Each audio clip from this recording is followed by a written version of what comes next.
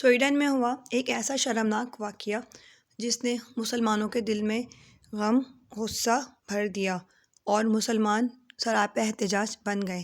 پوری دنیا کے مسلمانوں میں مختلف جگہوں پر مظاہرے جاری ہیں۔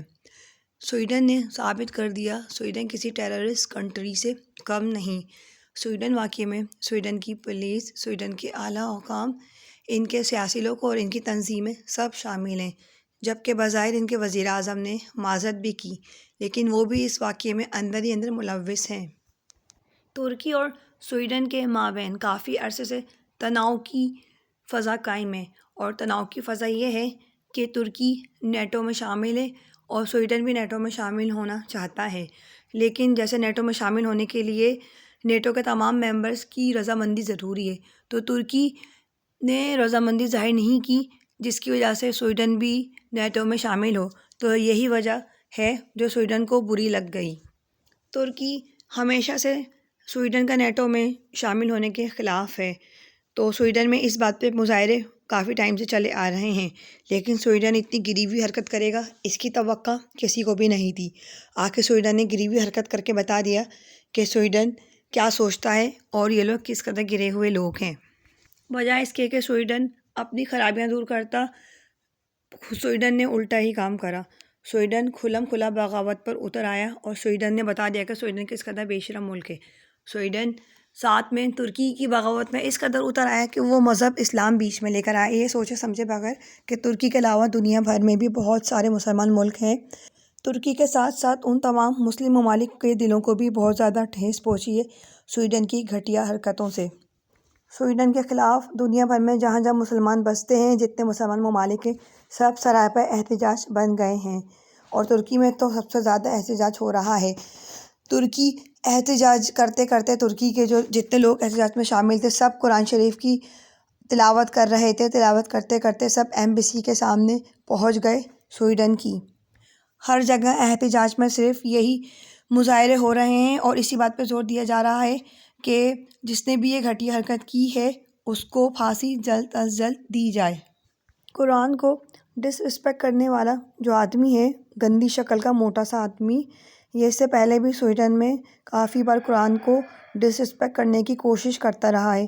اس سے پہلے سویڈن حکام نے اس کو روکا رکھا تھا، لیکن اس بار سویڈن حکام نے اس کو نہیں روکا اور اس کو اجازت دے دی، جس کی وجہ سے اس نے یہ گھٹیا حرکت کی۔ اس موٹے سانڈ نے جو گھٹیا حرکت کی وہ پوری دنیا نے دیکھی، اس کو دکھانا بھی نہیں چاہیے، اس لیے میں اس کو نہیں دکھا رہی۔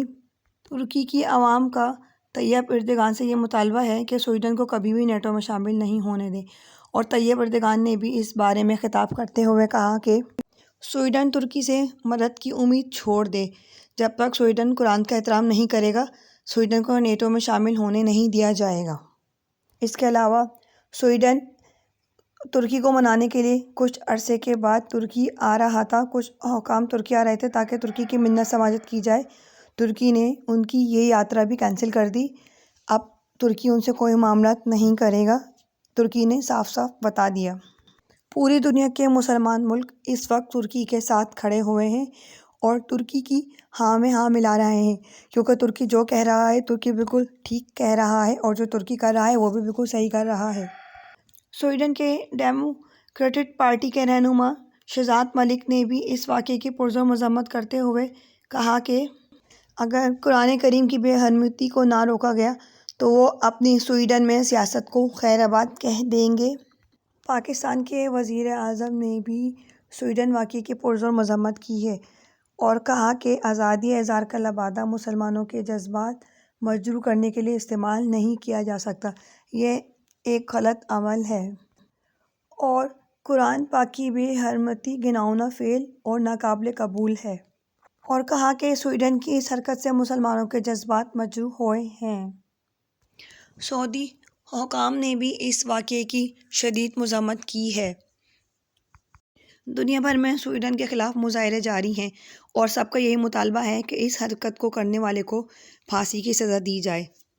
سویڈن کو چاہیے کہ جس نے بھی یہ حرکت کری، سویڈن اس کو جلد از جلد سزا دے تاکہ مسلم ملکوں کو سکون ملے، کیونکہ اس حرکت سے مسلمانوں کے دلی جذبات کو ٹھیس پہنچی۔